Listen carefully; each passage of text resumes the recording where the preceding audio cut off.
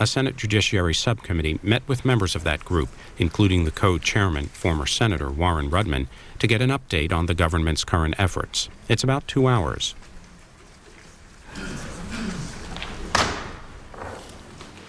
I'm going to take the liberty of beginning this hearing.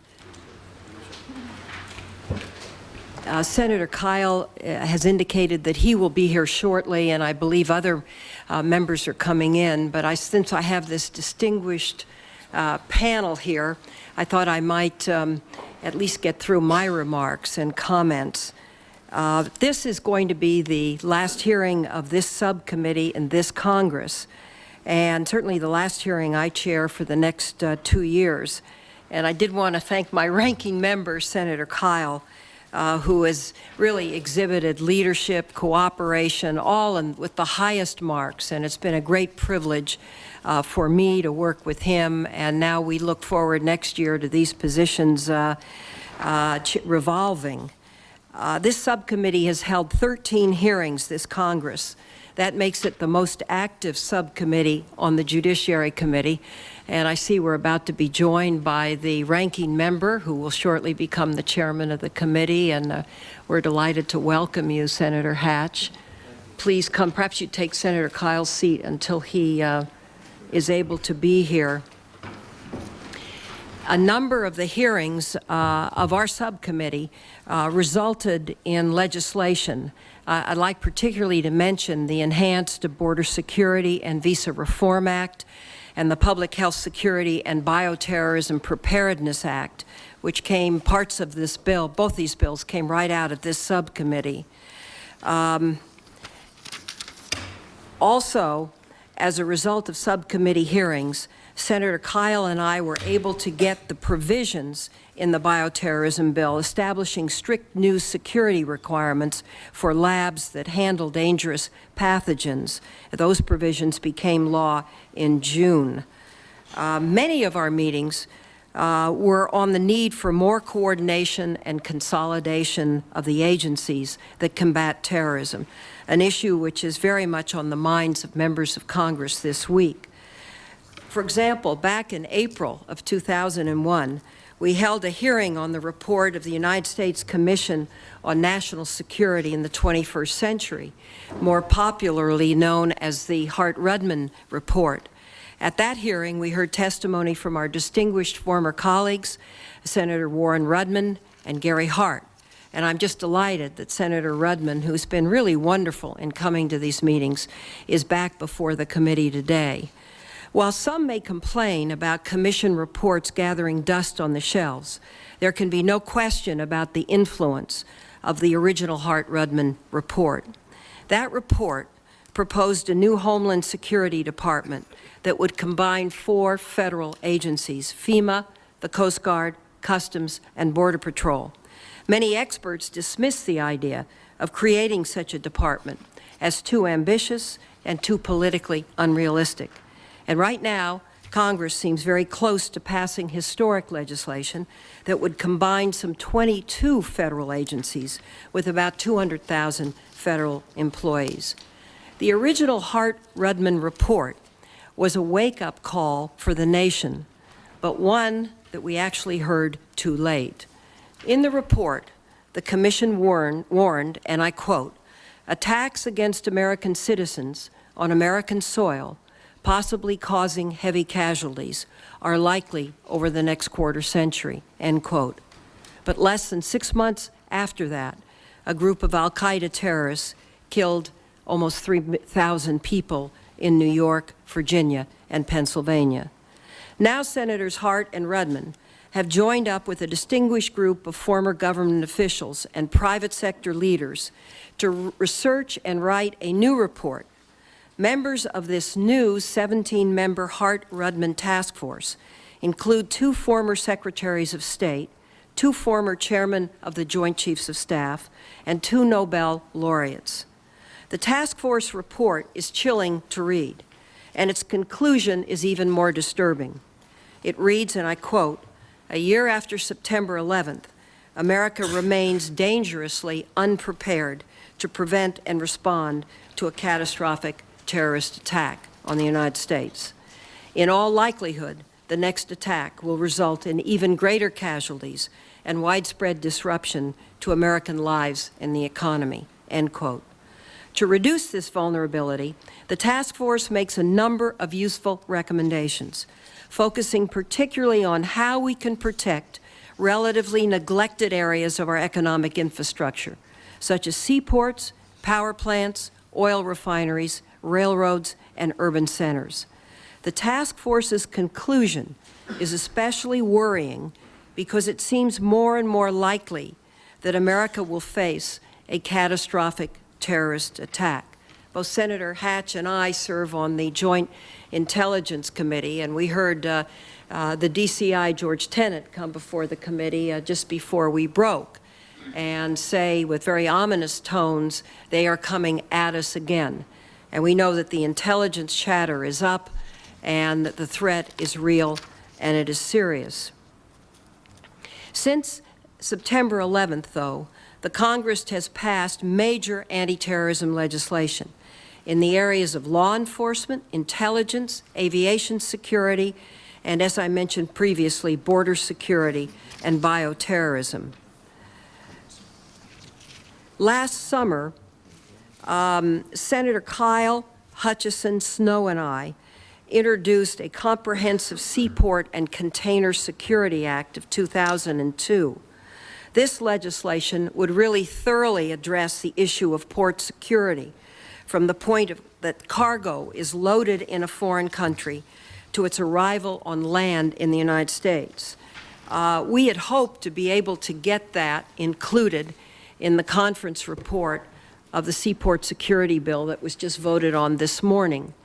And although I voted for the bill, as did I think virtually every other member, it is a very weak bill still. And my staff has worked with the conference committee, but I'm hopeful that we will be able to continue to work next year.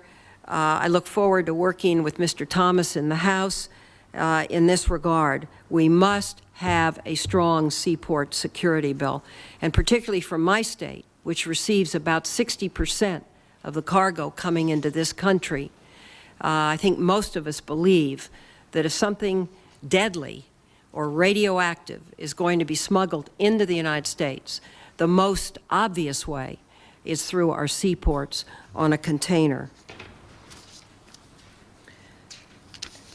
Senator Bond, Leahy, and I filed an amendment to Homeland Security with respect to creating a successful National Guard program. And I'm delighted that you are here, Mr. Chairman, or almost Mr. Chairman, because I think that this is something hopefully we can work on next year. It has the support of the Governors Association, and I'd like to place their record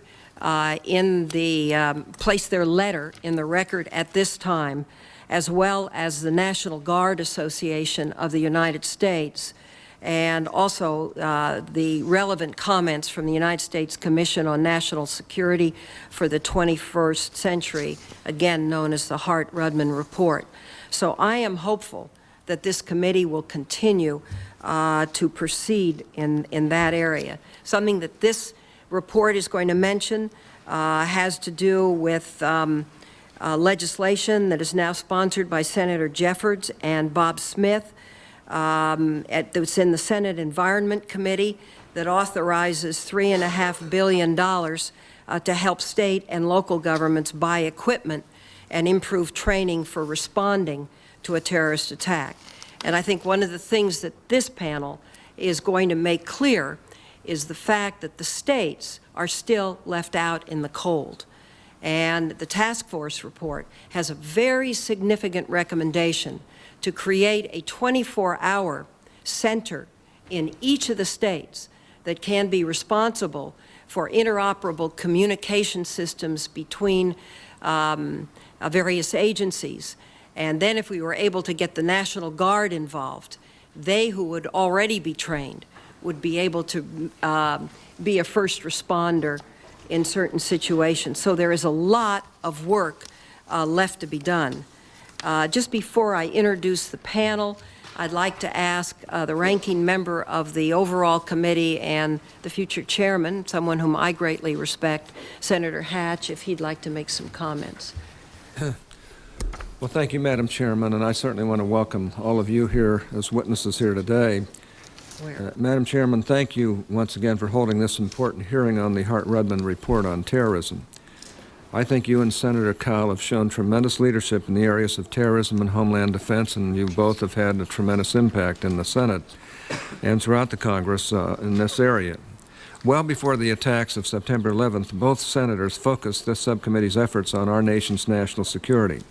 And I think I speak for all members of the committee in commending both of you for your great leadership in this area.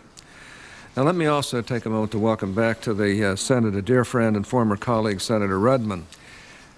Really pleased to see you again, Warren, and I want to thank you again for devoting your time and energy to the public in helping to produce this very important report. And I want to thank the rest of the witnesses for coming down here today to discuss your thoughts with us. Now, having reviewed the Hart-Rudman report, I'm intrigued by many of the recommendations it makes. In particular, let me focus on two specific recommendations. First, the Hart-Rudman report emphasizes the immediate need to create the Department of Homeland Security. Our President and the American people have made it abundantly clear that we need to enact this long-stalled legislation to create the new Department of Homeland Security. And I am encouraged by recent reports and efforts to move this legislation, and I fully expect that the Senate will soon join the House in passing this important legislation so that the President can sign it and get started on creating this new and vitally important agency. As I've said before, this issue cannot fall prey to partisan politics. Our country's security and the safety of our people depend on enacting this legislation. Secondly, the Hart-Rudman report notes that 650,000 state and local police officials continue to operate in a virtual intelligence vacuum without meaningful access to critical intelligence and critical intelligence information. In previous hearings before the Senate Select Committee on Intelligence, I've indicated my concerns about the absence of effective intelligence sharing.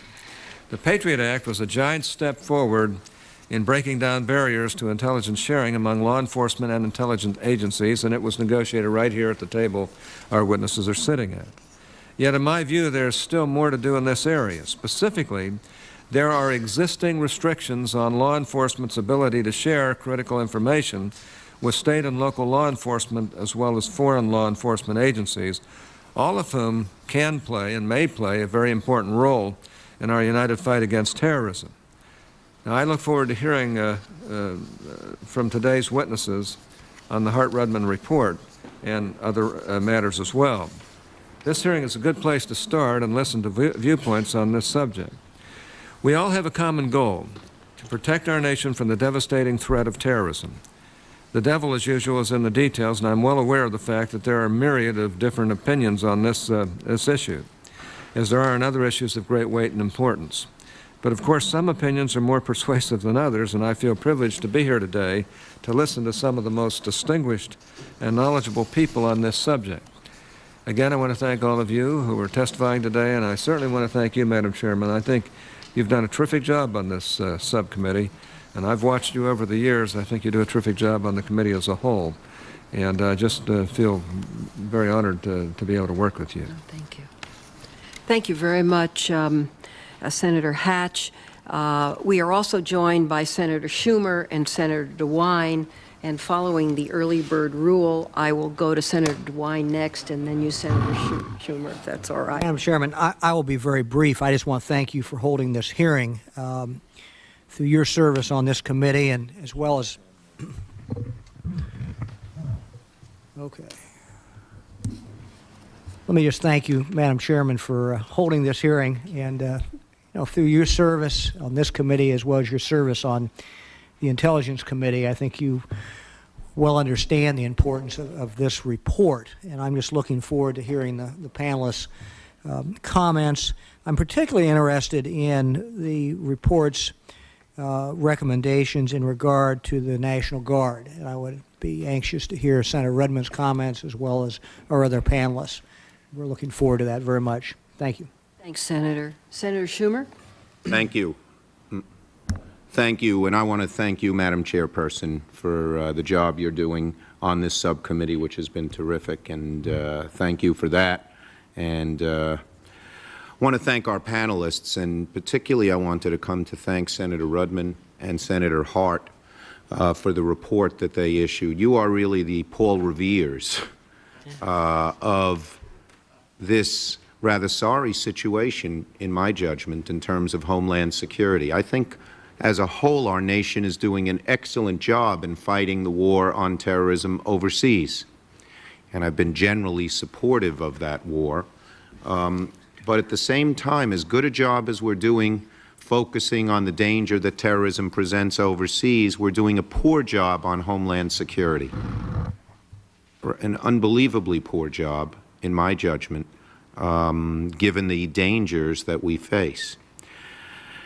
Let me give you a few, tell you a few little points here that I'm concerned with. To me, one of the great dangers we face, in your report, Senator Rudman, brought about, and I'd be interested in all the witnesses, is that a nuclear weapon could be smuggled into this country on one of the large containers that come by the thousands at our ports and over our Mexican and Canadian borders covered by trucks.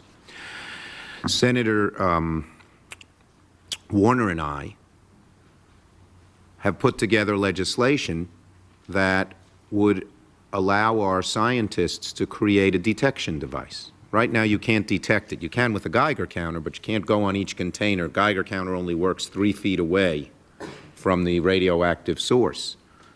But we could develop such a device. We put the legislation in $250 million, a small cost, it seems to me, to deal with such a great danger. We can't get that legislation passed because in both the Port Security Bill, which just passed, and in the Homeland Security Bill, there's a rule, nothing can cost money. Well, you can't fight the war on terrorism, domestic terrorism, unless you're going to spend some dollars. And we're not. And whether it's the ports or the rail or cyber terrorism or any of these other places, there are gaping holes in our security. Now, no one expects them to be fixed overnight, but we're not even making a start on them. And your report and that of Senator Hart, Senator Rudman, has really alerted the nation. And I would just hate to think that God forbid, that there would be another terrorist incident, and then we'd all say, why didn't we heed the admonitions in that report? There are so many areas where we're doing virtually nothing. We either don't have the will, or more importantly, it's an anomaly to me why we're willing to spend 40, 60, 80, $100 billion to fight terrorism overseas. Again, I've been supportive of that, and not willing to spend $2 or $3 billion to support the war here at home. So I thank you for having this hearing, Madam Chairperson. I think it's crucial. And I want to thank you, Senator Rudman, for sending out the warning. And my message to you is, please don't stop. This nation needs to be alerted to the danger, and this government better get on the stick and start dealing with the danger, something we're not doing now. Thank you. Thank you, Madam Chairperson. Thanks very much, Senator Schumer. I'd now like to turn to our ranking member. We're joined by Senator Kyle. And before recognizing you, I just want to thank you. I couldn't have a better colleague, a better ranking member. Hopefully our positions will switch and we'll be able to continue, but you indeed have been quite wonderful, and I'm very appreciative of that.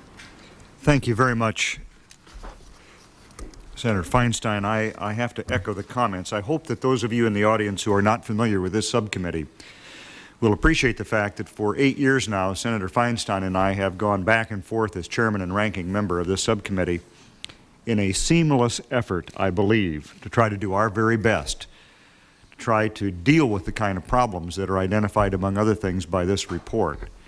And we will continue to do that irrespective of which party happens to be in the majority. And that is one of the great things about the time that I have been able to serve here in the United States Senate.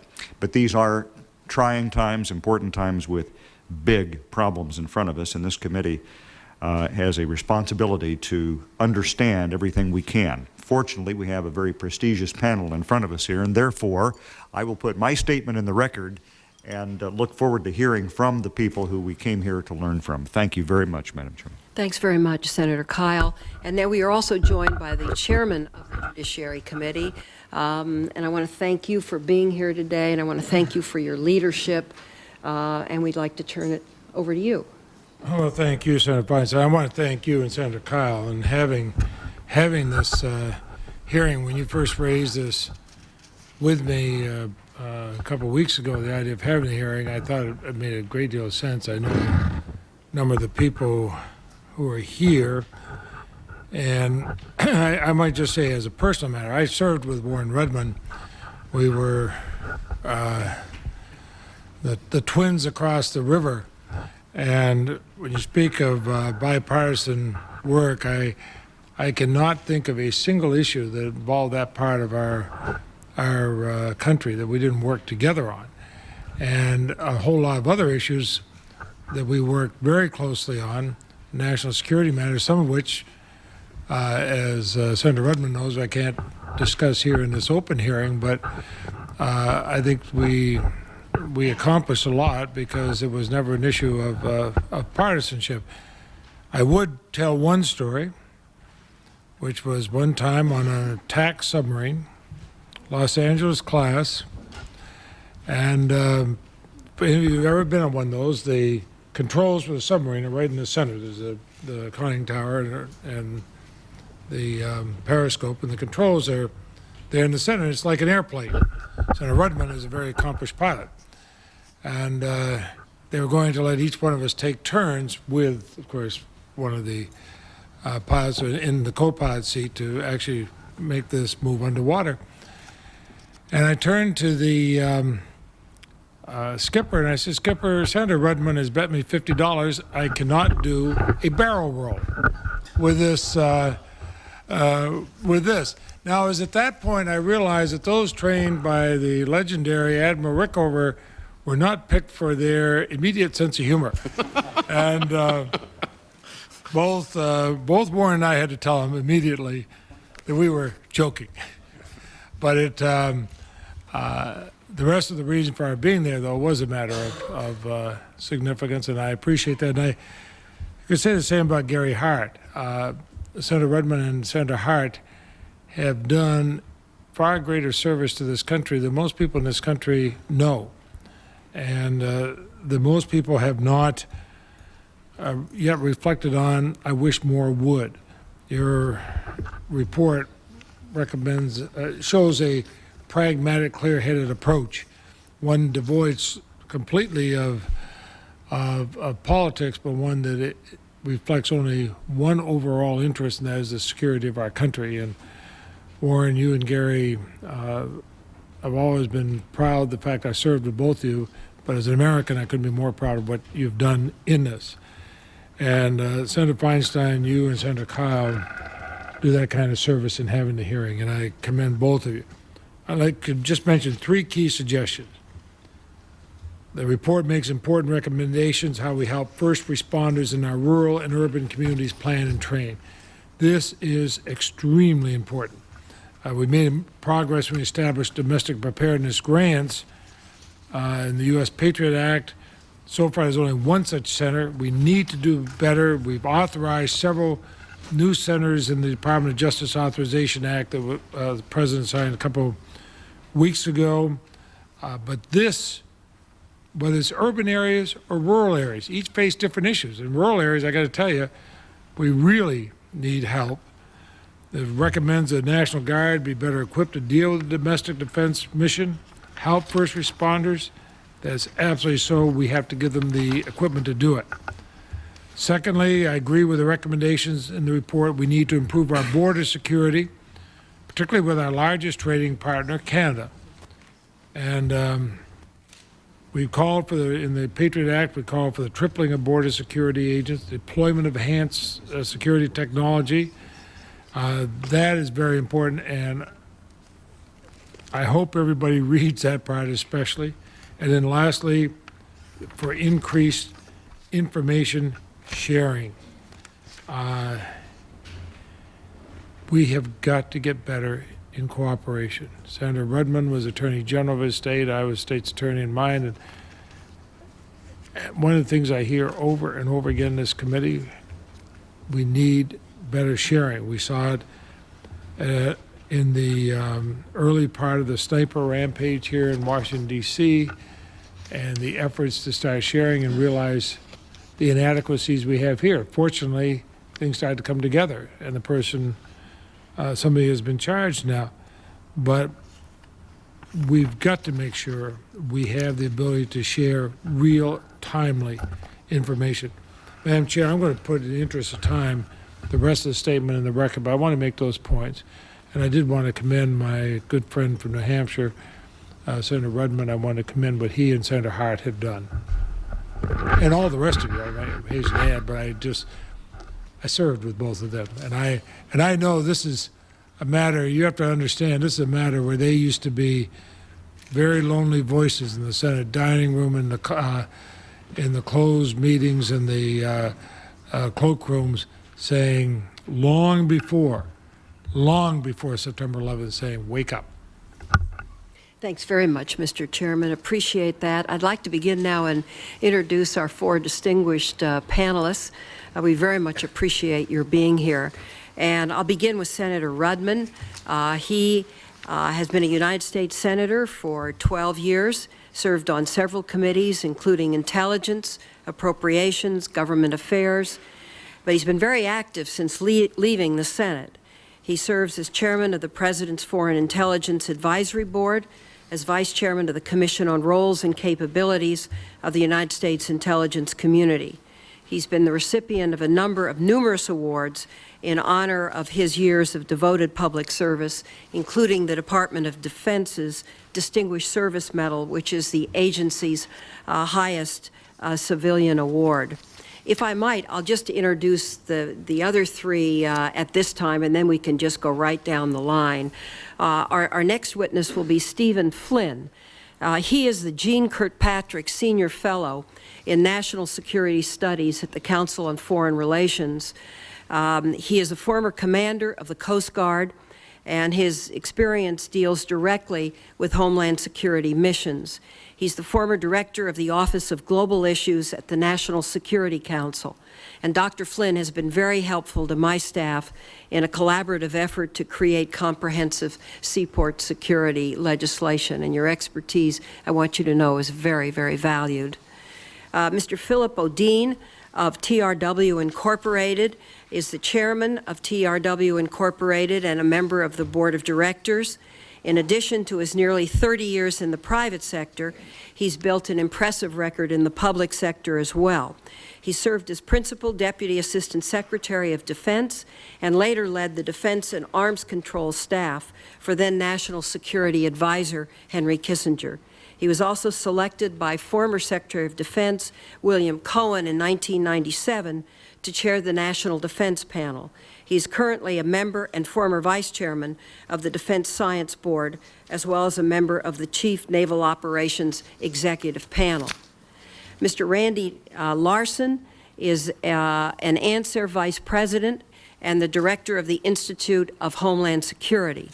Colonel Larson is an expert on the issue of Homeland Security, having studied, written, and taught extensively on asymmetric and biological warfare and the 21st century challenges to Homeland Security. He has served as a government advisor to the Defense Science Board, and he was the co-developer of the nationally acclaimed Dark Winter exercise. That exercise simulated a major bioterrorism outbreak in the United States. Colonel Larson retired after 32 years of service in the Army and Air Force and has been awarded numerous military decorations for his service. And those are our panelists. And now we'll begin with the distinguished former senator and someone who is always, every time we have asked, he has come to this subcommittee. And I want you to know how grateful we are, Senator Rudman. Madam Chairman, Senator Kyle, soon-to-be Chairman Hatch, Chairman Leahy, Senator Schumer, and my good friend Mike DeWine. I'm privileged to be here. I know better than most the burdens that you bear, and they are substantial. The 435 members of the House the 100 members of the United States Senate and the President of the United States' cabinet have in their hands the security, the safety, and the well-being of 250 million Americans. It is not easy. There are varying views. But I must say to you, Madam Chairman, that this committee has been seamless in its approach to this issue. I could never tell who was a Democrat and who was a Republican. This committee has truly done wonderful work, and I can tell you that the United States Commission on National Security, which I was honored to co-chair with Gary Hart, has recognized that, as well as the work of other committees in the Senate and the House that have tried valiantly to address the issue. I want to address just a few of the comments made in opening statements. I would say to Senator Hatch that we rejoice the 14 members of the National Security Study Commission who spent 3 years of our lives on that report and recommended essentially the structure that eventually became the legislation. We rejoice that it's finally going to become law. Let the past be the past. Why the delays happen? They happen. The important thing is it's now going to become law.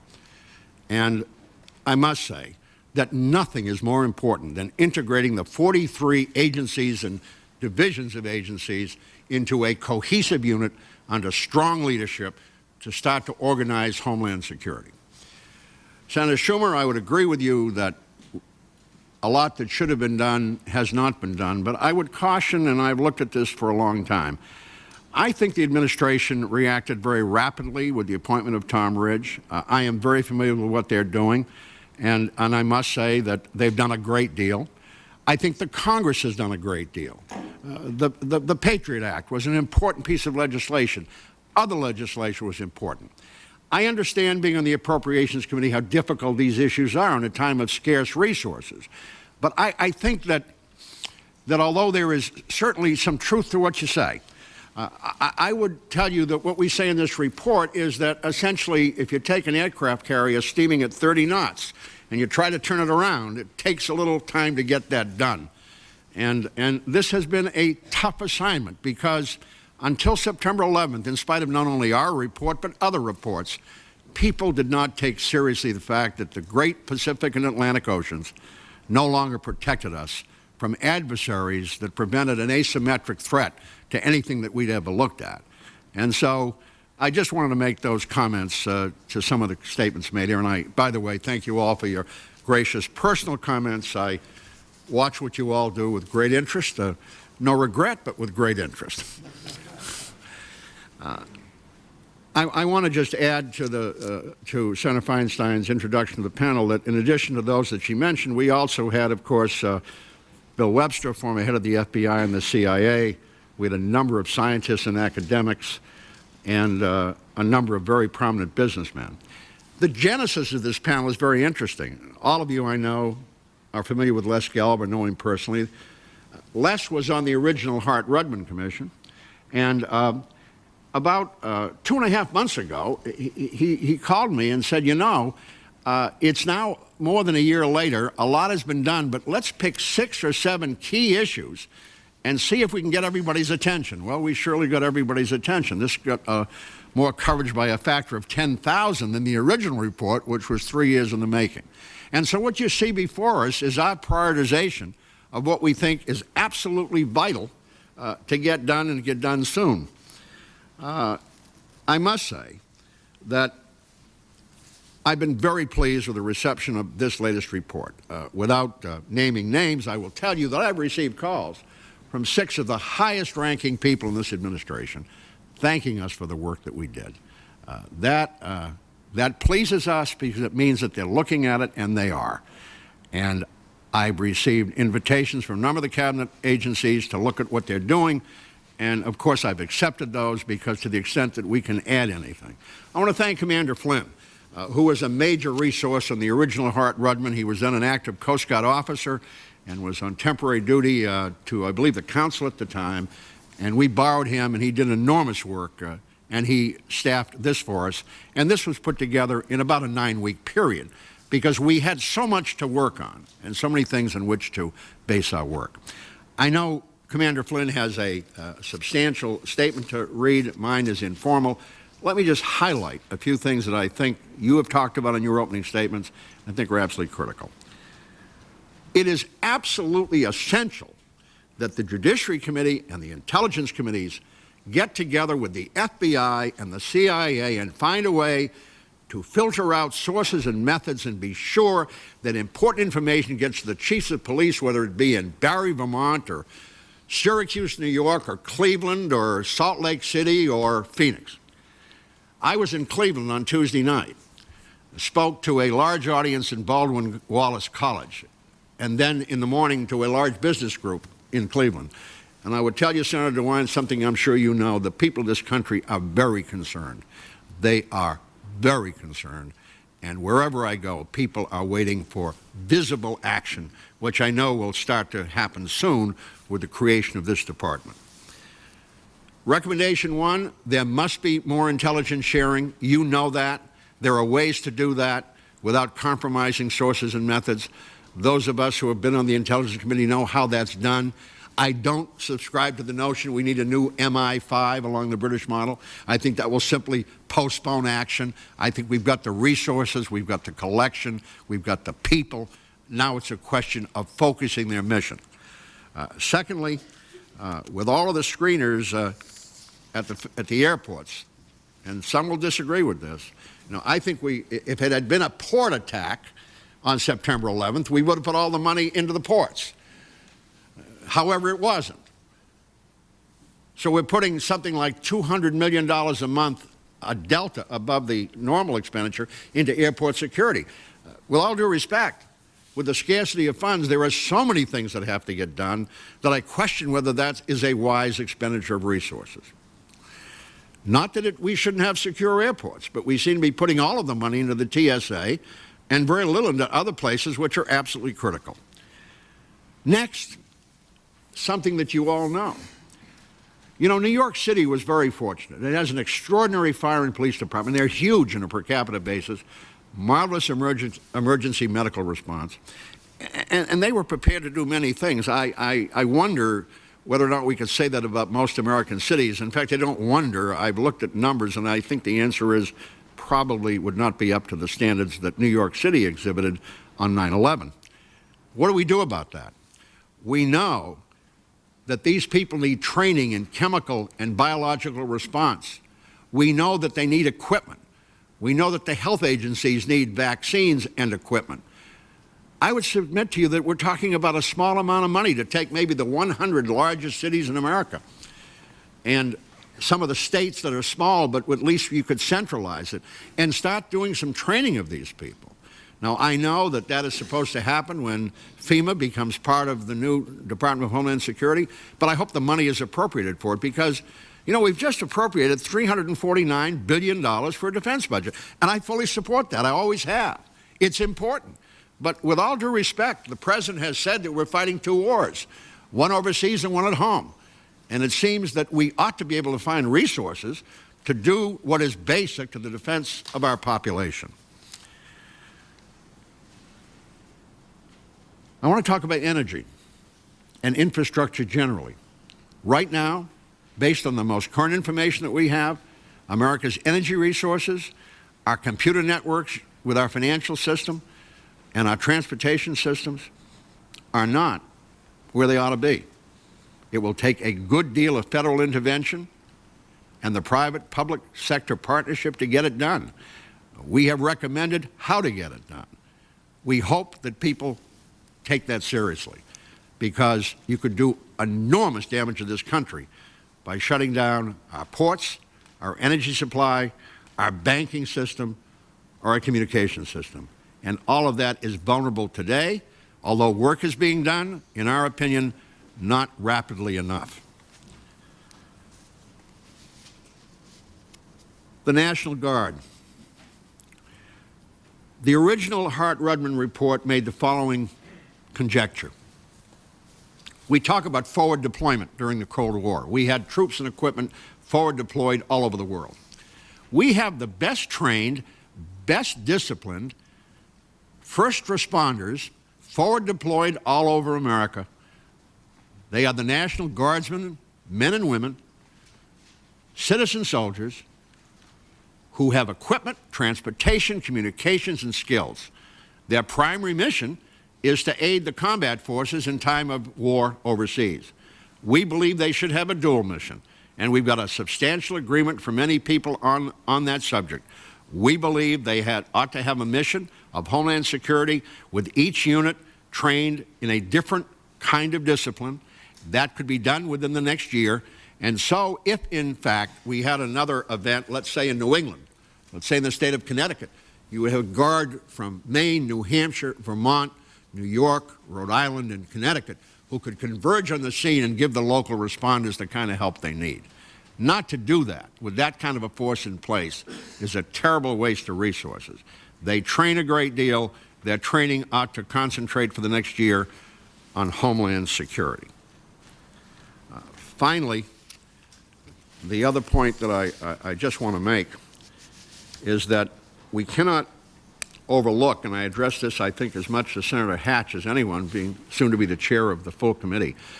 We have heard from many people in the private sector who really want to work more closely together in some of the infrastructure problems that we know exist and we outline in the report. They're worried about antitrust laws, and they're worried about Freedom of Information Act. They don't want their corporate secrets, if you will, which are legitimate, to be disclosed, if you will, because they are working with the government in a public-private partnership. They don't want to be subject of a public or private antitrust action because they're working with their biggest competitors to provide infrastructure protection. And so I would commend to you that there are ways to fix that, and I would hope that the full committee or the appropriate subcommittee would look at that in the near future. Let me conclude by simply making this observation, two observations. Number one, I've heard a great deal about prevention and a great deal about intelligence. It was only good enough it could prevent.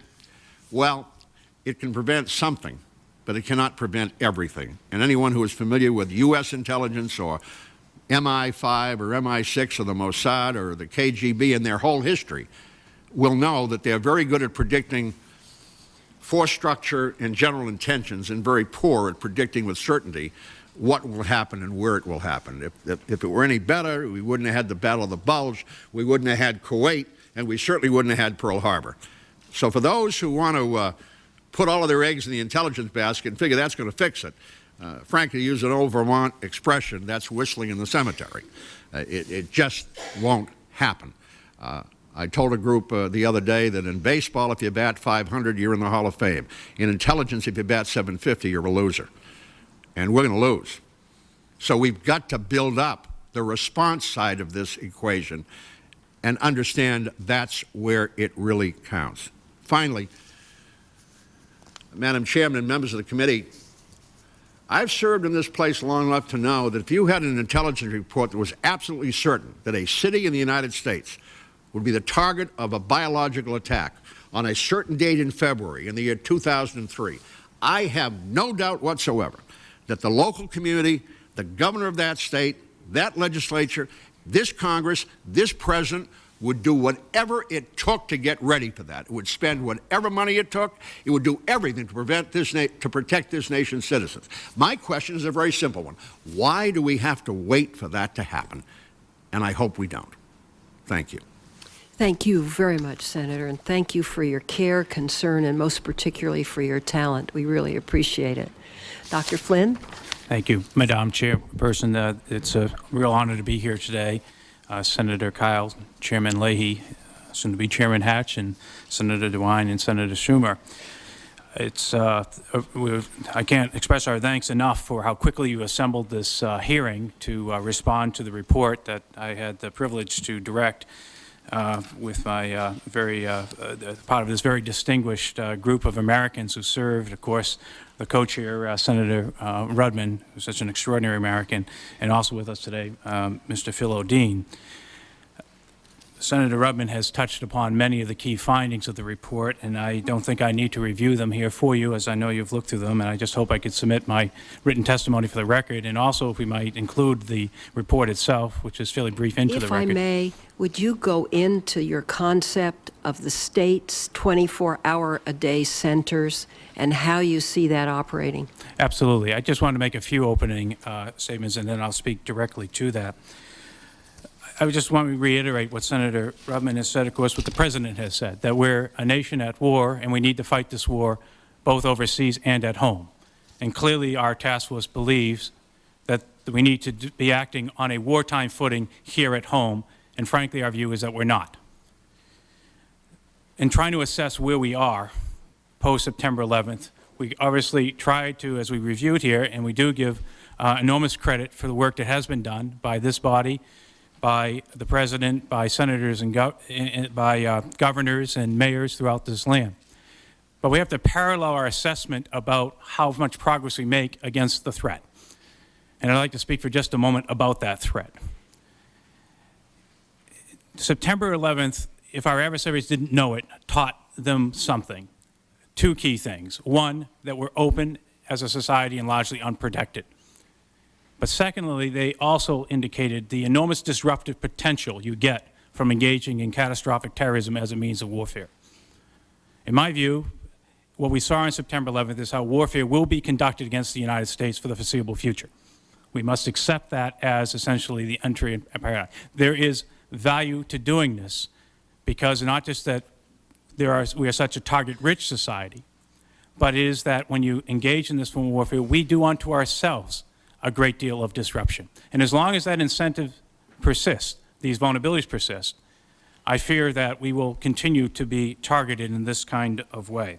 The second issue we have to be cognizant of the fact, of course, is that Al-Qaeda is back and up and running. We certainly have heard ample amount of news of this, of course, just in the headlines today. And I know the Director of Central Intelligence, George Tenet, spoke before the Intelligence Committee not so long ago and stated that it's unambiguous as far as he's concerned. And I know everybody in this room knows that directors of Central Intelligence rarely say things are unambiguous. And I think we need to take that very, very seriously. The third fact of our modern life right now that I think led our group to be concerned that we are at a time of especially grave danger is the fact that we are poised clearly to go to war with Iraq. And the nature of this adversary should give us great pause, because he is not going to accept the Swiss villa with a pension as an exit strategy. He does have access to weapons of mass destruction. We don't know what kind entirely here. And he may well have good links to Al-Qaeda, which again is operational. The efforts we have made to date to improve our homeland simply have not yet gathered enough traction. It's not a blame on anybody. It's just simply the reality. As Senator Rudman said, you can't turn an aircraft, or you can't turn a great nation of this size and complexity on a dime. And we are in this tenuous window where, as we embark on that overseas effort, where our homeland remains extremely exposed, and there may be some incentive for our adversary, again, knowing the benefits one gets from this warfare, which is the mass disruption you achieve, to pursue this line of attack. And so this should not be a nation that should be complacent. It's a nation that should be very focused on both the needs to deal with terrorism overseas, but clearly to deal with our tremendous vulnerabilities here at home. We speak directly to this issue of the local and state law enforcement, potentially 650,000 eyes and ears that routinely stop folks for speeding or pick up things along the course of doing their duties, as we expect them to do as out in our communities, that give them pause. But they do not know whether or not that hunch they may have is in fact something that should worry them, because these folks are here intent to kill us in large numbers or topple critical parts of our infrastructure. There is no accessing the intelligence databases of just the watch list. We're not talking about getting in the nitty-gritty of sorts of methods. We're talking about a red light, green light. Should I hold this guy until the feds want to come pick him up, or do I let him go with a traffic ticket to come back to court 3 weeks down and so forth? They don't have that routine means. There's not the ability to punch as they do into a local computer on the car to say, is this somebody I should hold? Now, there's a number that can be reached, but frankly, if you call that number on a weekend, you're likely to get the INS up in Burlington, Vermont. Mr. Chairman, I'm afraid you probably get a voicemail. In fact, you will, in all likelihood, and this has happened on days when at 3 o'clock in the morning, I remember one time at 3 o'clock in the morning on a Sunday morning when we had just had a 14-inch snowfall, they were there. They were answering the phone. The real challenge is not to take on INS at all. It is. I just wanted you to know I was listening. Absolutely. In the snow, they work well in Vermont in the snow.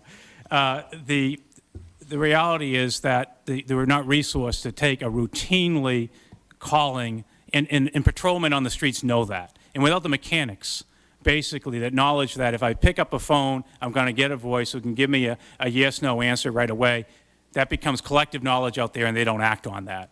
And so what we suggest is a 24-hour center each state maintains. And it may, in fact, parallel along the U.S. Attorney's Office, because obviously we need to make sure that we distribute the workload here.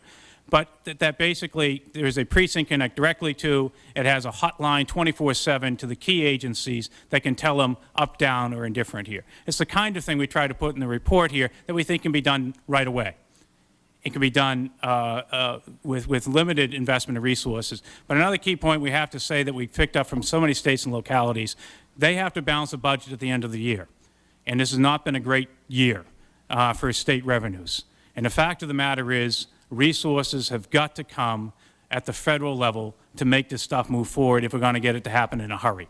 And that is a critical, I think, set of issues that we must address if we're going to deal with these gaping wounds.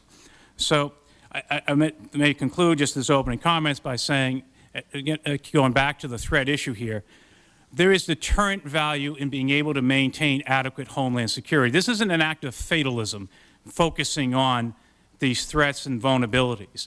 The good news is many of the things we do to address to make our nation more secure have also very positive things for lots of other public goods. The same kind of response capability you try to put together to deal with a catastrophic terrorist event helps you deal with a hurricane, helps you deal with an industrial accident of enormous magnitude. Our public health care system, we point out here, is broken. That's a problem because we face increasingly a world of global disease. We have to manage that. We have huge issues with regard to agricultural disease. That doesn't have to be malicious intent, but that issue of bioterrorism as directed in the agriculture sector is a huge set of challenges. We don't have a Center for Disease Control equivalent in the agriculture sector. The result is we have to look like a bunch of Keystone cops in coping with that kind of problem. These are the kinds of threats that are out there that transcend terrorism. The investment in some of these capabilities will make us a better nation, we believe, overall in handling these. But most important, when our adversaries know that engaging in these horrific acts do not lead to any tangible impact on U.S. power, have no real disruptive impact, they are just pariahs for being a mass murderer or vandal, our adversaries will reconsider this as a means of warfare. It's not to say there aren't evil people out there who will do this, but as a means of warfare, we can chip away at the incentive by not being such an inviting target. We must essentially work in parallel with our overseas efforts and our homeland security efforts if we're truly going to have a serious war on terrorism. Thank you very much. Thanks very much, Dr. Flynn. Appreciate your comments. Mr. Odine, welcome. Well, thank you very much, Madam Chairperson and members of the committee. I really want to compliment you on bringing this issue to the front because it requires attention, and you've done a great, I think, great thing here in getting greater attention for this problem. I want to thank the Council also for sponsoring this effort. The Senators Hart and Rudman did a terrific job. Steve Flynn did a great job in pulling together a good group and putting together a hard-hitting, focused, substantive report in a very, very brief part. Check and see if your mic is on. Oh, maybe I'm not. Let's see. It's the other one, and there's a button on the side. Looks like it's on, but I'm not sure. There it is. Must be. Thank you very much. As you know, the report covered a number of issues, and a lot of them have been discussed today. So let me just take a few minutes and focus on two issues that I think are of particular importance. They are, first of all, the first responder issue, and secondly, the National Guard. When we think of terrorism, we often think of the federal agencies, the FBI, FEMA, the military, and so on. But in reality, the individuals, the people who will make the biggest contribution in any terrorist event are, in fact, those on the local level that save lives and help us recover from these efforts. The police, the fire, the emergency medical people, and so on. To a large degree, they're the ones who, if they perform well, the severity of the incident will be minimized and many, many lives will be saved. And yet they get relatively little attention in this overall issue. And if we're going to successfully manage future threats, we simply have to invest, provide support, training, equipment for the first responders. Everybody recognizes this, and yet very little has happened. Let me just make a couple comments on that. First, as Steve said, the timing is terrible. It comes at a time in which the states are facing very difficult budget problems. They're cutting out all kinds of critical functions, education, health care, and so on, and yet we're asking them to go back and find more money to invest in the first responders. In reality, this is not going to happen unless the federal government steps in, because they're the one source of funds that we have at this point in time that can invest in these capabilities, and we need that kind of support. We need it very rapidly. Let me give you a couple examples of the shortfalls. First of all, effective protective gear is absolutely critical in either a chemical or a biological attack, and yet very few states, cities, counties have this kind of equipment in any number at all. A recent survey of mayors said 86% of them said they were seriously short of the kind of gear they needed for a bioterrorism or a chemical attack. Only 10% felt reasonably comfortable with the equipment they had today. And again, given the fiscal situation, federal funds are going to have to be made available if we're going to remedy this problem in any kind of short period of time. Second, robust, survivable communications are the most important infrastructure element for managing any kind of an attack. We found that out in spades in New York when the difficulty of communicating was brought out very clearly. State and local communications are stovepiped, they're vulnerable, and they're often very obsolete. Interconnectivity is critical if we're going to cope with a major, complicated incident such as the one we saw in New York a year ago. In response to that, a number of states have plans to significantly upgrade their communication systems, build robust interconnected systems to cover the state, local, and county officials. Yet I think in almost every case, these plans have been shelved because of the current crunch on cash, including New York State, which had a very major plan almost ready to roll out, has had to defer that. So we have a situation because of lack of funds. We're simply not making any serious investment in this kind of interconnected communications. I should point out, Senator DeWine, Ohio is one exception. You actually have a very robust system, but very few states have this. Secondly, the National Guard. The National Guard plays, as we've said, an absolutely critical role in all aspects of Homeland Security. They're trained, they're disciplined, they cover virtually every part of the United States. We have 5,500 units scattered across all 50 states. They have equipment that's of great value in their normal course of events. They've got trucks, they've got aircraft, they've got communications, medical equipment, and this can be of extraordinary value in any kind of an emergency such as this. And they play a unique role. Obviously, they report to the governor as well as to the U.S. military. They are always well connected locally with local politicians and government officials, something that's not true if you bring in military units from the outside. And finally, they are exempt from the posse comitatus legislation, so they in fact can enforce civil law in a crisis situations. So they do play a key role and will play a key role. About 4 years ago, the Defense Science Board did a major study in Homeland Security, and one of our critical recommendations was to create civil support units in the National Guard to handle chemical, biological, radiological attacks. In response to that, we've now formed 22 of these scattered across the country, and this is an important step forward. But in fact, we need far more. Our report suggests 66, which would give you one for every state, plus you'd have 2 in larger, more populous states.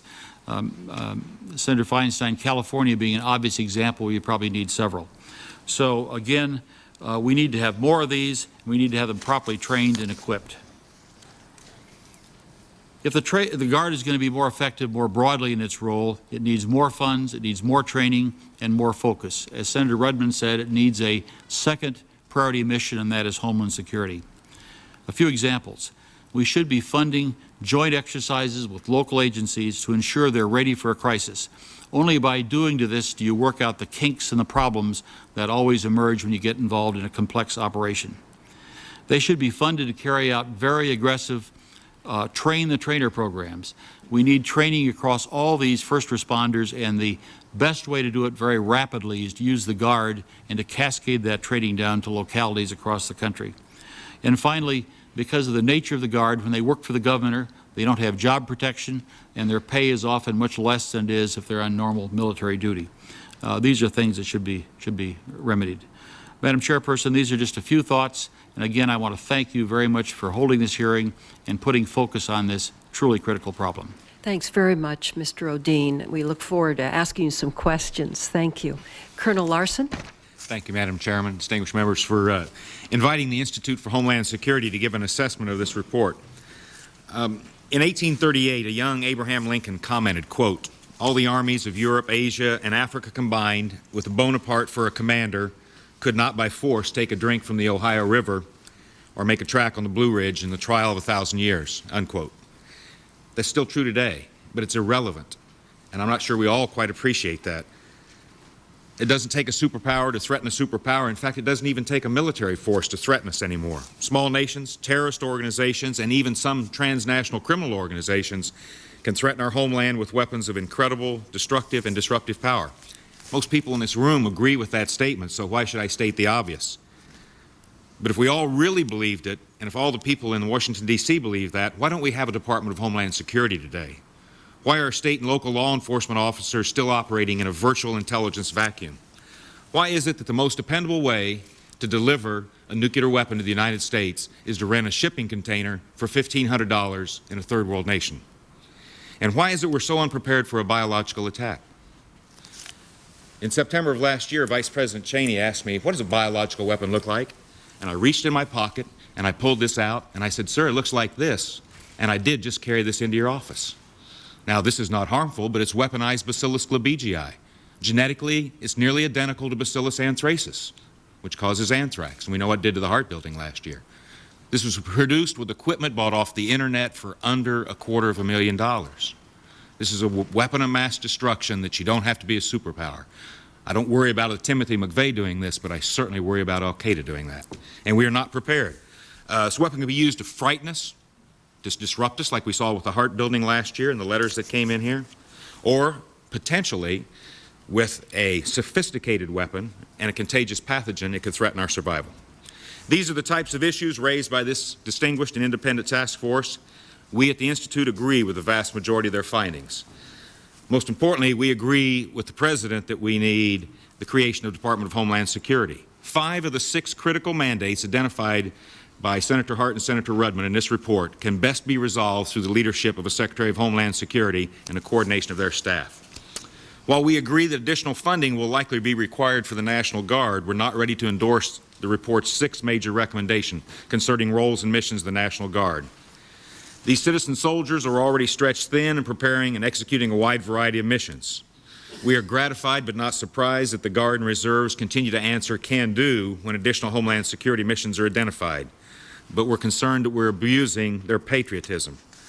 Simply put, we're not convinced that the National Guard, as currently organized, trained, and equipped, can meet the dual demands of preparing to support the Department of Defense in fighting major theater wars and at the same time be fully prepared to support governors in a Homeland Security role.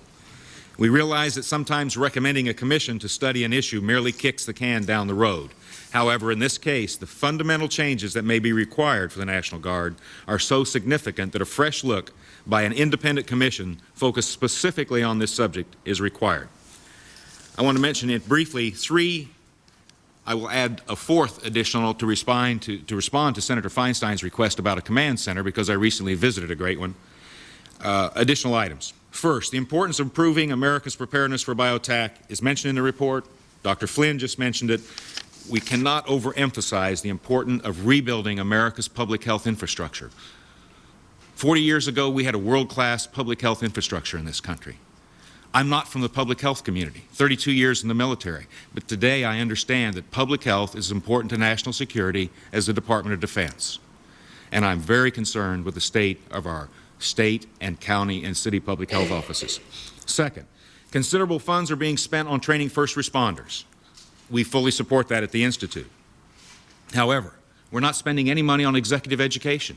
In all the exercises we have run, from Dark Winter to Crimson Sky, where Senator Roberts played the President of the United States, and we simulated for the Secretary of Agriculture a foot and mouth disease attack on the United States.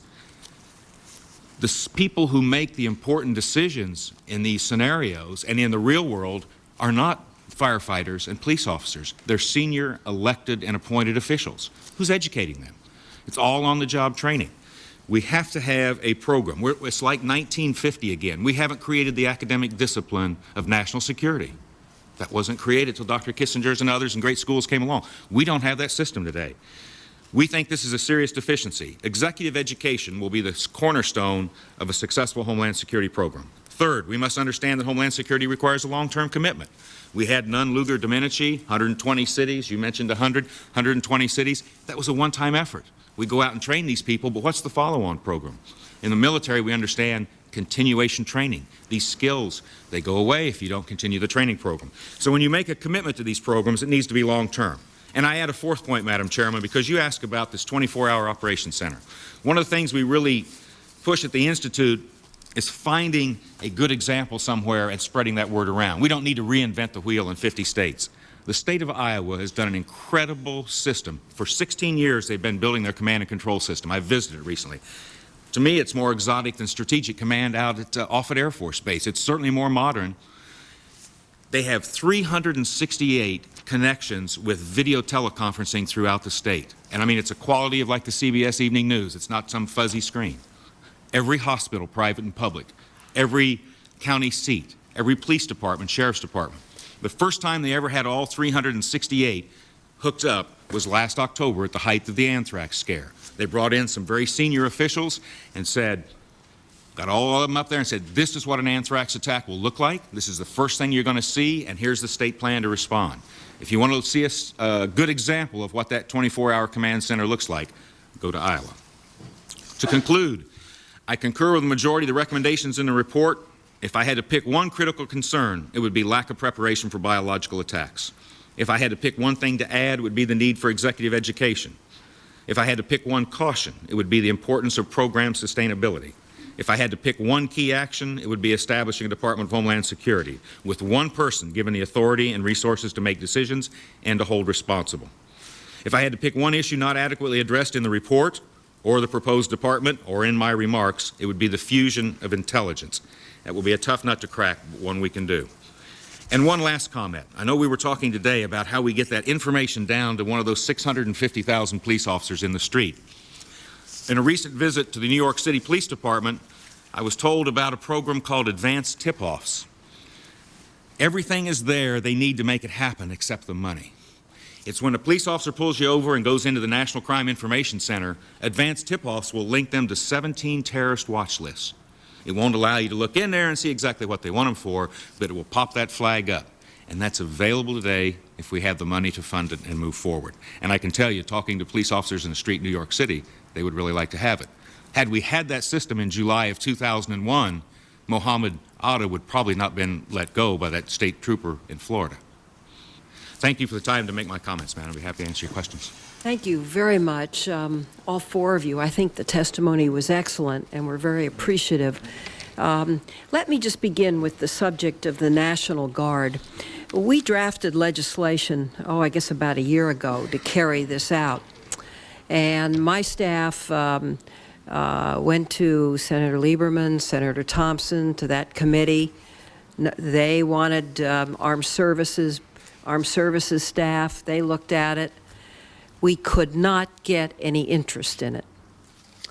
And I have it here. You know, we can certainly beef it up a little bit, but I think there's going to have to be some additional work by you gentlemen and by others on this issue of first responder and the fact that the Guard is already trained and these units will be trained.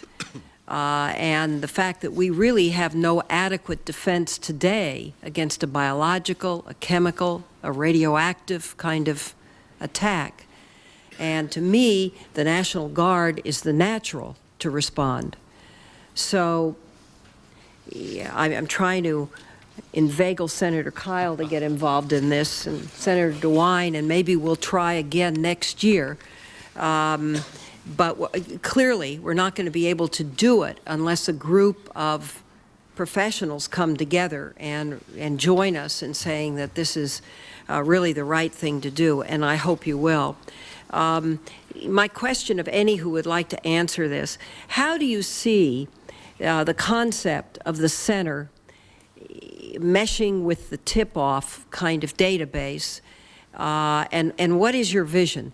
Would it be legislation whereby the federal government would offer a match to state government to establish this center? The governor would do a plan. How do you see this being carried out? Senator Let me respond Rudman? first, because I've given this a great deal of thought during the pendency of this report and since it's come out. And you know, you can learn from history. And the federal government, and I'm sure you're both familiar, your staffs are too young to remember, but you will remember, that in the, maybe Senator Feinstein, you're too young to remember. That was an afterthought, but I appreciate it anyway. Good recovery there. But as I recall, back in the 70s, under President Nixon, we established something called the Law Enforcement Assistance Administration, the LEAA. And it had some high moments and some bad moments. There was some corruption. But overall, it did a lot of wonderful work. Here's what it did. The Congress appropriated X number of dollars to that administration. Each of the states set up a commission to essentially have liaison and links with the LEAA. Each state made proposals to enhance its criminal justice system.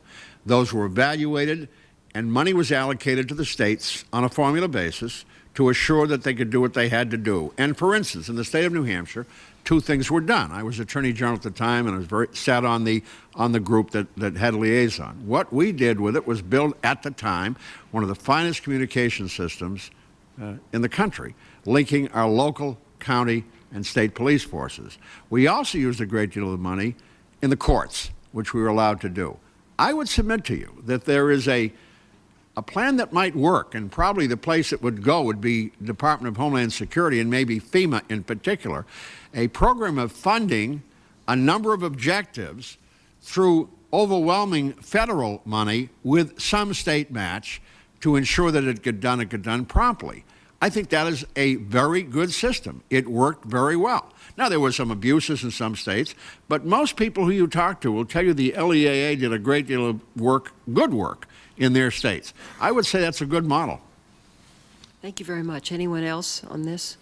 I will say, Madam Chairman, the Iowa system was built exclusively with state funds, something they're very proud of. Of course, that was built in a period of time when they had a little bit more money out there, like many other states. But we agree with matching funds, and national standards, we think, are one of the most important things that we have. They'd be interoperable, particularly when we're talking about contagious pathogens. You know, we look at most governors and adjutant generals we talk to say disasters are local. We agree with that when you're talking about tornadoes and hurricanes and earthquakes. If you're talking about a contagious pathogen or perhaps a radiological dispersal device, it's a regional issue.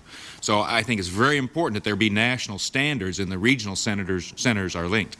So you're saying set that in the legislation, the standards? Absolutely. I think that's what, of course, the states would love it if they sent all the money. We think the matching funds are very important.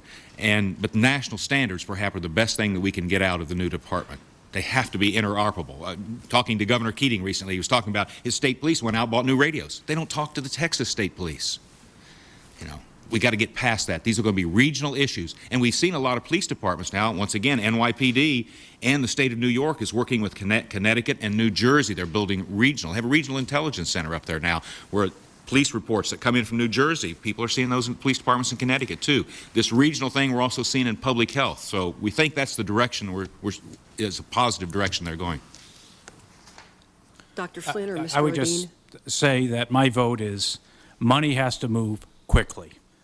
And I think the federal government has the means to turn on the spigot.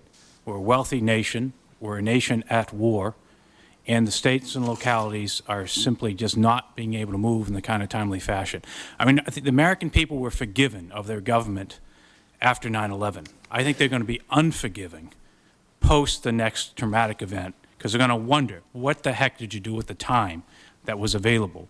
And we still have virtually no major city police department in this country that can talk to its own fire department, never mind county emergency planners or state police or federal officials. I was just in Houston just this past week talking with people from the mayors and at every level of the federal agency folks, INS, Coast Guard, Customs, so forth, can't talk with their state counterparts. They can barely talk with each other. Yeah. I mean, this is just unsatisfactory. We just got to move money. This is a nation at war. Could I add just one point to that? Please. If you add up the amount of money that would be needed to get the first responders the proper chemical and biological equipment across this country, and add to that the communications we're talking about, if you add it all up, in terms of the kind of money that we appropriate every year, it is not a great deal of money. And I would think those are two very high priorities, because if you don't have the equipment and you can't communicate, you're going to have a disaster. Would you be willing, this panel, to prepare a draft of national standards, since you've all studied this issue? I think we probably could, if you would like us to. I'm sure that we have the resources, certainly. If you would like some assistance, give you some recommendations, I'm sure we could. Good. I can't speak for the Colonel. Absolutely, but ma'am. It's- certainly You're hereby fellows on that requested. panel. The Institute is for public service, and that's what you asked for. That's what we'll provide. And I think we can work together and give you that. But it's not just, it won't, not only standards for the centers, but standards for the kind of equipment that is needed and the kind of communications gear. And we have enough expertise to do that. Right. Excellent. Senator Kyle? Thank you. Thank you all for your testimony. It's enlightening, and it takes me back to two very general themes. One of the themes, Dr. Flynn, in your testimony, you said something that I hope is not true. I've been saying it isn't true, but I'm not positive. You say we seem to be slipping back to complacency. And I've been impressed with the fact that over a year now, the nation still seems to be pretty focused and willing to support what the government has asked to be done. You haven't seen the same kind of impatience that ordinarily characterizes Americans. With whatever we do, we want to get it over with right now.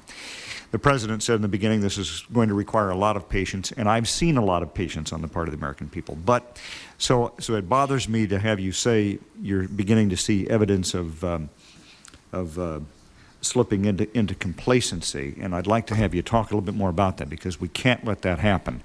And danger signs that you've observed, I'd like to be able to focus on. The second, and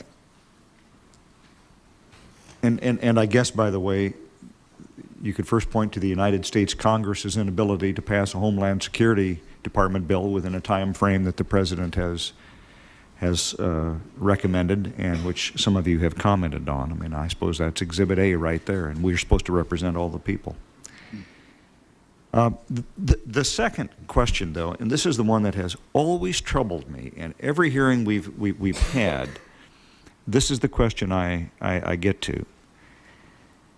It is impossible in the United States of America, in fact, probably the only country you could do this with is North Korea, to really protect against any outside influences. I mean, we are such an open and dynamic country that it is literally impossible to protect against any threat. Now, what terrorists do is to probe for vulnerabilities, and there are millions of vulnerabilities in this country. And so then they set up a series of priorities. All right, what is not only vulnerable, but we'd get the most bang for the buck in terms of real terror out of what we do, and so on. And then they figure out what their target is. We have to, on the other side, try to imagine what they might try to do first, second, third, and protect against those particular vulnerabilities. It's a cat and mouse game that, to me, is almost impossible for the defense to ever win, which is, of course, why the President has said, and I suspect all of you agree, you've got to take the fight to the enemy. But that's another matter. That's not what you are focused on doing, and I understand that. You're focused on the hard stuff, which is, all right, after they've taken the fight to the enemy, what do we still have to do to protect the homeland? But it gets to this question of setting priorities. Now, Senator Rudman, you said, relatively speaking, it wouldn't be that much money to provide the equipment that would be necessary to protect against what Colonel Larson says is probably the most worrisome thing to him, and that's the biological threat. And we both naturally say, well, how much would it cost exactly? Who all would have to be furnished the gear? What are the standards? Senator Feinstein asks, and so on. And that's important information for us to get. All of this is a long way of asking a question, not with respect to every specific kind of threat, but rather in a more general way. How do we set the priorities for what we have to do first, second, and third? Do you base it on what our last best intelligence tells us is being probed by the enemy? I mean, is that how you do it? That's kind of tactical, because you get different reports every month. Well, now we see them casing petroleum refineries, or we see them casing this or that or the other thing. You can't possibly protect against everything. And so, and let me just add a final thought to that. One of you, again, I think Dr. Flynn, in your testimony, you talk about the airport security, and Senator Rudman, you said the same thing. We're focused kind of on the wrong thing. We fight the last war. Well, we're fighting airport security, but that may well not be where the terrorists are focused now. Excellent point. And Dr. Flynn, you said monitoring based upon risk criteria. Is that really the risk now? Passengers going through being screened. I guess that's my question. And maybe the answer is, we don't know. That's why we need to appoint some experts to try to do that. But is it intelligence driven, I guess, is part of my question. Let me just take a quick review of that, because, you know, we talked a great deal about the very question you raised. The reason, if you look at these 6 recommendations, they're broad recommendations which are designed to prepare local responders, states and localities, with the ability to respond to multiple threats. If there is a terrorist attack, it will either be high explosives, as we've seen in Israel, Northern Ireland, and other places in the world, or, and I say this with great reluctance, but it has to be said, chemical, biological, or nuclear. So if you look at our report, we are saying here are 6 things that are on the response prevention side, that since we can't tell you where, when, what, how, here are some things you ought to do that no matter what happens, you'll be better off than you were yesterday. Dealing with it. Yeah. Exactly. That's my... Let me add on part of that, though, has deterrent value again. If the sense is that the nation is going to capably respond to these incidents, then the value you expect to get it, fundamentally impacting on U.S. power, is mitigated. So at least some of our adversaries might reconsider this, again, as a means of warfare. But the getting at this issue, how much security is enough, and where do we almost get it at? Why I focus so heavily on the issues of ports and containers is going back to what happened on September 11th. We had 2 airplanes from Massachusetts fly into New York City, and obviously one ended up in Washington.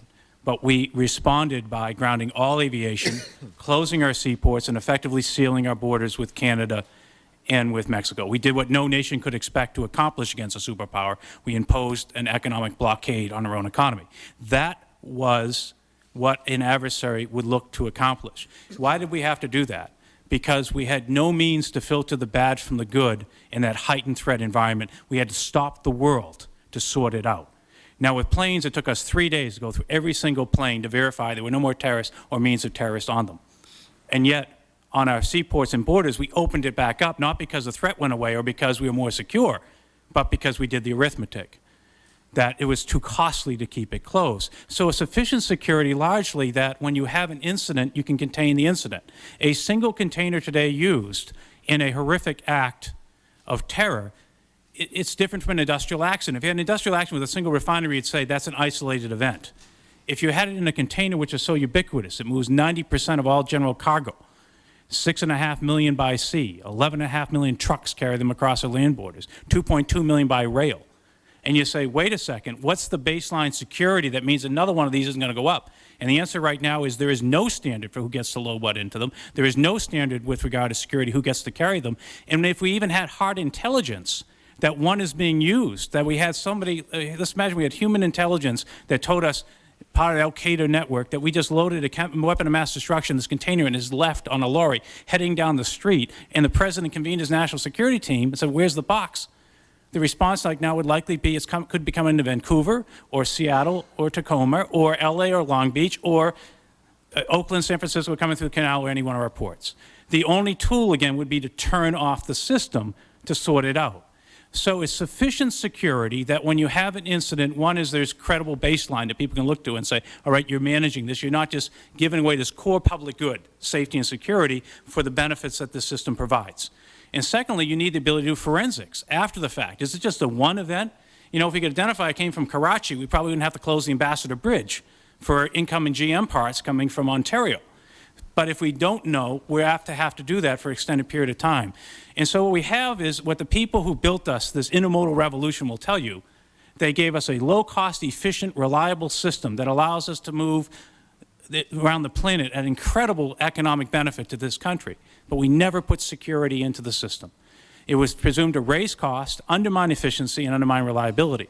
And so we're in a world with increasingly integrated, sophisticated, concentrated networks for which no security is put in, and what we now must be in the business of doing is retrofitting it in.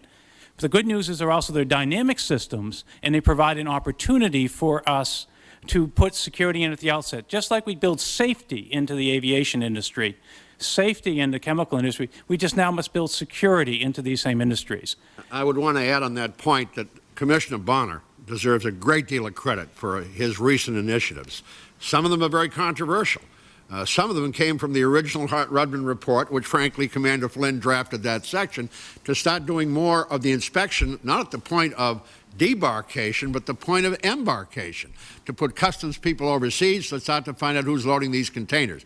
Well, there's been a great hue and cry from some of our trading partners. It's going to slow up commerce. But I must say that the commissioner, who I've talked to on a number of occasions and looked at what they're doing, they are starting to try to do this. But this is a very daunting task. It will not happen overnight. Senator Kyle, and I agree with what Dr. Flynn has to say about a delivery system of ports. But if we made all of those containers completely secure, I can still come in the country, walk across the border, drive across the border, fly in with this. Oh, sure. At the Institute, the model that we look at is, where do we spend our money? Can't protect everything. Which threaten us the most? I remember Governor Gilmore, his initial commission, they sort of looked at the high probability, low consequence, car bombs. The first Hart-Rudman report, I think, was more focused on the low probability, high consequence. And I think that's where we have to spend our limited national resources, is those things that can threaten our survival. Even when you look at 911, terrible tragedy for the families, the friends, 3,000 people, a little less than that, 3,000 people died. In 2001, 6,000 people died of food poisoning in this country. 7,800 people died because they didn't take proper precautions in the sunlight and they got skin cancer. So we can't defend against everything, but those things that can threaten the survival of our nation, threaten our economy. We saw in the Dark Winter exercise, we only killed 2,000 people died in the 22 days of that exercise. Senator Nunn played the president. Is that the smallpox? That was the smallpox. Jim Woolsey played the CIA director, Bill Sessions, the FBI director, very distinguished panel, and it was so different. We had some of the greatest national security leaders sitting around that table. They said we didn't know what questions to ask. It's so much different than a bomb coming in a shipping container or an airplane crashing into a building. This is someone bringing an epidemic to America. And the people that respond are those public health officers. I just returned from 3 days in Philadelphia with the 103rd Conference of the American Public Health Association. I have a minor mistake I'd like to correct in my statement that I submitted, where I said it was funded, this report that I saw was funded by the Centers for Disease Control. People from Centers for Disease Control participated, but it was actually funded by the Department of Justice. And they went out and looked at 2,200 city and county public health offices, and they gave them grades. Like in a university, 100 to 90s an A, 89 to 80s B. 74 of them flunked, being prepared under 20 criteria they established for responding to a biological attack. 74 of these are your frontline troops now, okay? 74% of this nation's city and county public health officers are not prepared to respond. To me, that's a threat to national security, a serious threat, and that's where we have to focus our attention. Thank you. Senator DeWine. Thank you, Madam Chairman. It's been very, very interesting. Good testimony. I'd like to turn back, if I could, to the issue of the National Guard. National Guard certainly is a great resource, and it's a resource that we need to better utilize in regard to preparing and then responding to this war on terrorism. I don't think anybody doubts that. But there is a question of if they're doing that, what are they not doing? And I think the Colonel raised that issue. We currently in Ohio have members of the National Guard in Northwest Ohio helping clean up and deal with the aftermath of a number of very deadly tornadoes. I'm sure every state that got hit has guardsmen doing that. When we have floods on the Ohio River, our members of the National Guard are down there, and I've been down there with them, and I'm sure that Senator Redmond has been with his guard as well in different tragedies. We currently in Ohio have members of the National Guard in the Middle East. We have them in Bosnia. And so I'd like just maybe if we could have a little more discussion, maybe start with Senator Redmond about if they're doing this, Senator, and they have this new dual responsibility, how do we in a sense pay for it? Not just with dollars, but within the question of their time and their resources. Senator Wine, let me say that, I don't disagree with the predicate of your question, or for that matter, with Colonel Larson's concern. But let me simply lay out the way we looked at it and try to answer your question specifically. The Guard people that I know are very proud of their combat mission. Factually, in the world we live in today, that combat mission is probably not apt to be called on in the foreseeable future. That is not what we are facing. Certainly they were called up for Desert Storm, and they could get called up for a war in Iraq, but the call-ups are relatively few and far between, for which we are all thankful.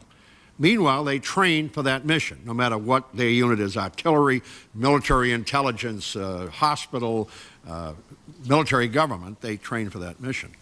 All we are saying is they should get some dual training. And that dual training should be provided by skilled people, provided by the Pentagon and by other federal agencies, to train them in some other skills that they have equipment and general training and discipline to deal with. Now, how do you pay for that? Frankly, I think you have to pay for it with increased appropriations for the Guard, because they are our greatest human resource right now, other than the 650,000 first responders that we have, and they are located in all the right places. I want to say just one other thing.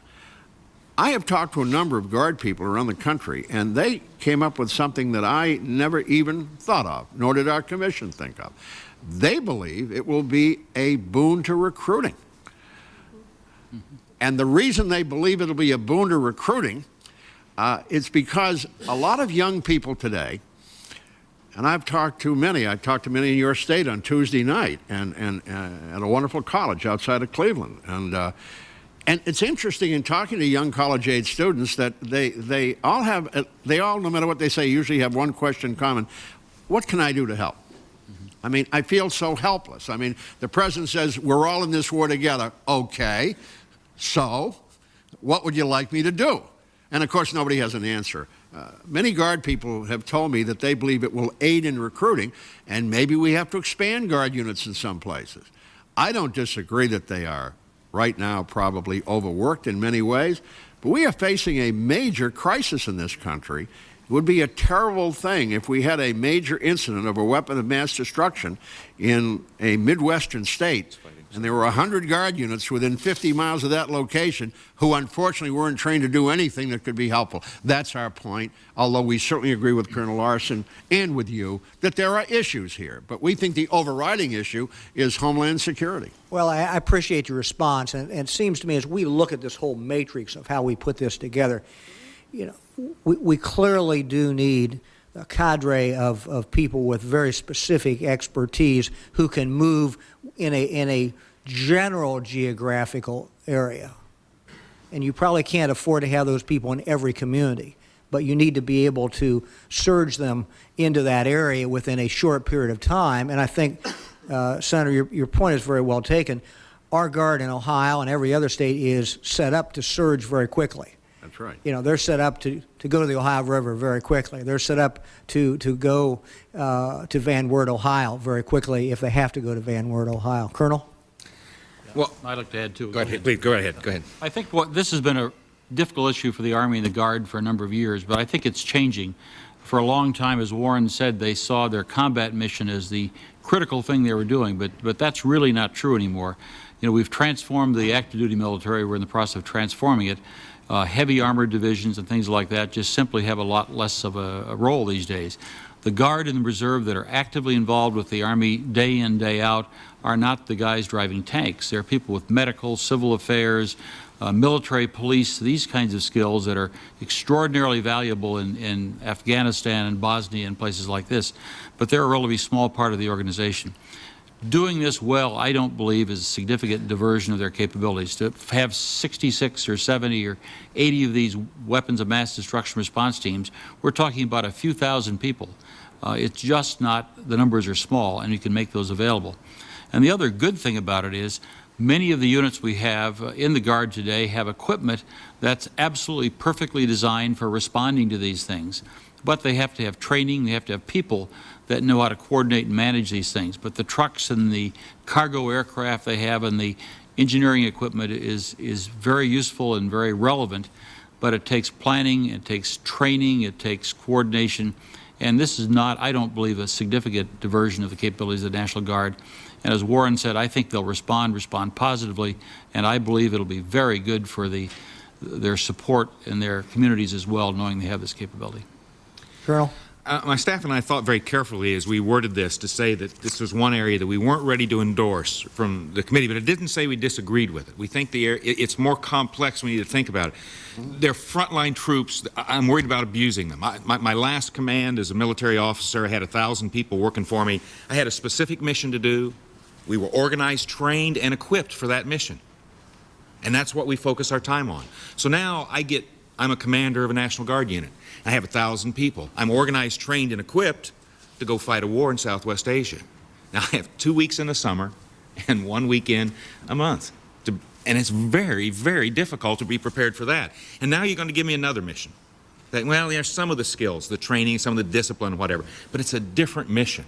And I'm thinking maybe, that's why we need to look at this, we may want to have more of a commitment to where that National Guard, they're organized, trained, and equipped to help that governor for what he needs. Madam Chairman, if you were the governor of California, what would you want to have? F-16s and M1s tanks in your Guard unit? Or would you rather have transportation, medical unit, communication, and military police? I know which one I would want.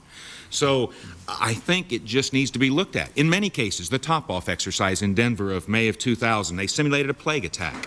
The federal government did their job. That push pack, 94,400 pounds of antibiotics, arrived on that 747 freighter. Federal government said, we've done our job, Denver. Now you have 48 hours to get 2 million people little bags of antibiotics to protect them from plague. So I don't need 19-year-old kids that can do 100 push-ups and fire expert with an M16. My 77-year-old mother could have helped do that. That's why I think if we had this sort of commission to look at this, volunteers would be a great help to us. We don't have to pay for National Guard. Organizations like the Rotary Club, and I'm not a Rotarian, but I think they do wonderful work around the world in public health areas. Volunteer organizations in this country could do a lot of the things we need for critical responses. There are certain things we can get from DOD, from the National Guard. I think we need to sit down and look at it seriously. I don't think the changes we need to make are on the margin. I think we're looking at some fundamental changes in the 21st century. Thank If I might just add one more, which is former Secretary of State Warren Christopher participated in our panel as well, and he pointed out, of course, a situation we are worried about and was part of our matrix in looking at this issue. So recall the riots of the late 1960s, where we drew on the National Guard to do it, and they just simply weren't trained to cope in that kind of circumstance. It was not a kind of situation we want the National Guard in. The president has asked every single governor to develop a homeland security plan for his state.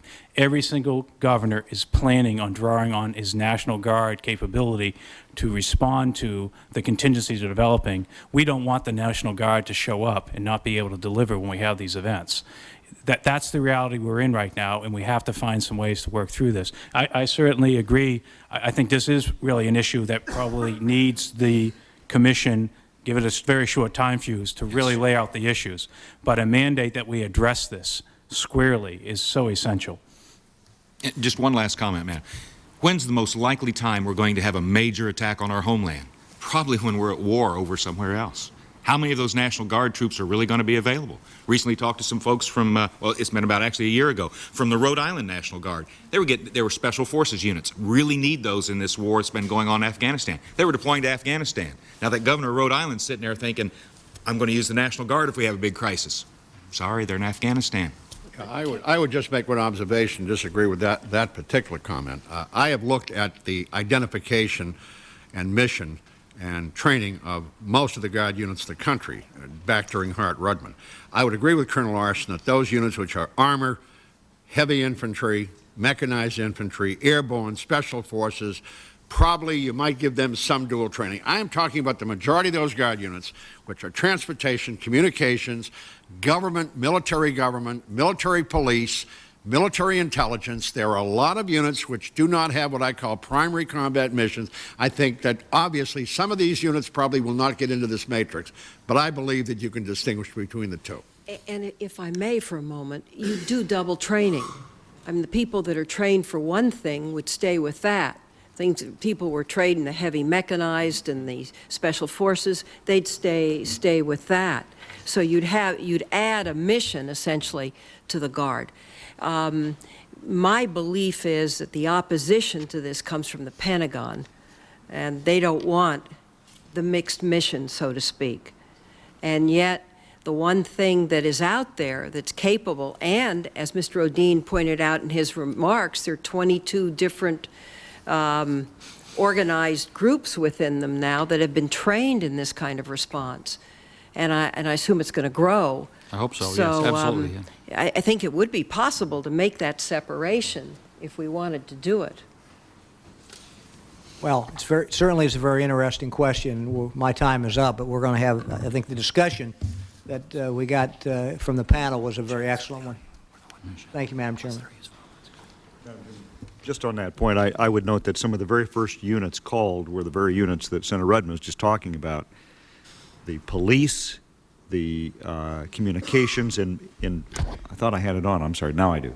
In Bosnia and in Kosovo, it was not the heavy mechanized, it was exactly the kind of units that might receive this kind of training. And yes, you are right, it is the military that objects. They got whipsawed back about 12 years ago, and I was on the House Armed Services Committee. The big decision was made that we would have folks back home who, when the whistle blew, could go into combat. That way we didn't need as many active units. And so that's the direction we went. And now that the whistle has blown and some of them have had to go, we have all kinds of objections from employers, from families, from governors who say, wait a minute, we wanted this help back home. There's always a tug and a pull, and which is why we're going to need to continue to talk to you folks and think this thing through and get your recommendations, because there's just no simple answer, obviously. We structured our which is now an amendment, which hopefully will become a bill, after the counter-drug mission of the Guard. Right. So they do have another function as well. I think the point that was made out here is that they're in the right places and that they can be trained. And once trained, you then, even if they're not still with the Guard, you've got that qualified volunteer that you can call upon when you need them. And it's not always a zero-sum game is the problem. If you activate a particular unit, what are you taking out of that community? There's a lot of police officers that are also National Guardsmen. We found that in Dark Winter when Senator Nunn said, let's activate all the reserve medical units. Okay, how many doctors are you taking out of hospitals and nurses out of hospitals that are already? And it turns out the Pentagon doesn't have that in a computer database we can look at. If you activate the umpty-ump unit, if it's a medical battalion in Pittsburgh, what do you do to the hospitals in Pittsburgh? We need that information. That's why I say I think this is something that needs to be studied very specifically and in a quick time span. And there's in Houston again, if we do a rollout to a major sea-lift operation to do a war contingency plan here, the Coast Guard, the few limited resources that are trying to protect that channel and all the critical infrastructure, which is the bulk of our energy, supplies for our nation will be drawn away to do escorts for those rollout things. The Department of Defense is fully expecting that the Coast Guard will be providing that force protection capability during those rollouts. They'll leave nothing left over for that other critical vulnerability. So these are the kinds of conversations they've not had. I think that's why it's so important to get the Department of Homeland Security on board and running, because that kind of issue will then be rising to the top. It's not an agency head trying to struggle with it in a morass. It will be something that you get some policy resolution on. Any other questions? Senator Kyle, Senator DeWine? Madam Chairman, I just look forward to continuing to work. We keep saying, well, could you come back one more time, and could you keep giving us information? But I really appreciate the effort of everyone here. Your staff, I know, has worked very hard as well. And I do look forward to continuing to get your advice. It's very helpful. Madam Chairman, They've been requested, and the price is right. Yeah, right, sure. So we Really is. expect to get some standards. Yeah, Madam Chairman. One last just comment, and I'm not going to ask for a response today, but one of the things I found interesting, Senator Rudman, was your recommendation in regard to looking at the antitrust exemptions for private companies. And I would like to look at that as far as what actually the need is. As you know, Senator Cole is currently the chairman of the subcommittee. I am the ranking Republican on the subcommittee. It's possible that January I'll still be there, and I'll be the chairman. So that's something that we would want to work with you on. We would very much like to give you some material on that. We don't think it'll be very controversial. Because it really will be doing something that the government is going to mandate them doing in infrastructure provision. So we will get something we to you. look forward to working with you on that. And I want to say to the chairman, you asked a question, how much would it cost? I did a quick calculation. For instance, if you wanted to give chemical bioprotection equipment to every one of those responders, all 650,000 of them, it would cost about $500 million. Well, that is a lot of money in one sense, but it isn't in another sense. And besides, that's not what you would do. You would have a certain number of units in each community that were equipped. They would be a response unit. So we are not talking the kind of dollars that we're talking. We talk about a defense budget or an entitlement program. I mean, to buy that kind of equipment, communications equipment, we are talking several $1 billion, but we are not talking the kind of mega numbers. When I was on the Appropriations Committee, I always used to remember Everett Dirksen's great line, except I changed it from $1 million to $1 billion. $1 billion here, $1 billion there, eventually it adds up to real money. Well, the fact is that $2 to $3 billion in Homeland Security, properly spent, would give this nation a terrific amount of preparation for what we are literally naked right now facing these threats, which is what the Colonel has said, it's what Phil O'Dean has said, it's what we believe. And I know that's a hard sell, but it'll be a lot harder sell if something happens and we're not prepared. I believe the Environment Committee has $3.5 billion for first responders. There's a bill. That's what reported on the environment. Pardon me? There's a bill that's been reported on the Environment Committee that's authorized $3.5 billion. Yeah, well, I've just said there's a bill that's just come out of the Environment Committee that authorizes $3.5 billion for first responders. Madam Chairman, I had a lot of experience with authorization. It's the appropriation I care about. If I may, on just one final, which is security is always a curve of diminishing returns. To get that 100% is an exponentially lot of effort and energy. The first 70% often is affordable. The key is to build layers of 70% that gets you within the mix. We have focused on single point security that we want 100%, that always looks prohibitively costly and will fail likely. Right. And it's changing the mentality that it's either or. No sense trying because we can't get 100%, to realizing that there is relatively low-lying fruit. And if there's anything that we try to identify in this group are relatively, in the scheme of our threat and vulnerabilities, relatively low-cost investments can be done quickly, can make us an order of magnitude more secure. This is a difference between potentially hundreds of American lives lost and tens of thousands. And that should be clearly something we'd be willing to invest in. Absolutely. Thank you, gentlemen, Thank you. very, very much. Very good panel. We're very grateful. And I'd like to put in the record statements by Dr. Elaine Kmart and the Hart-Rudman Task Force report as well. Thank you, and the hearing is adjourned.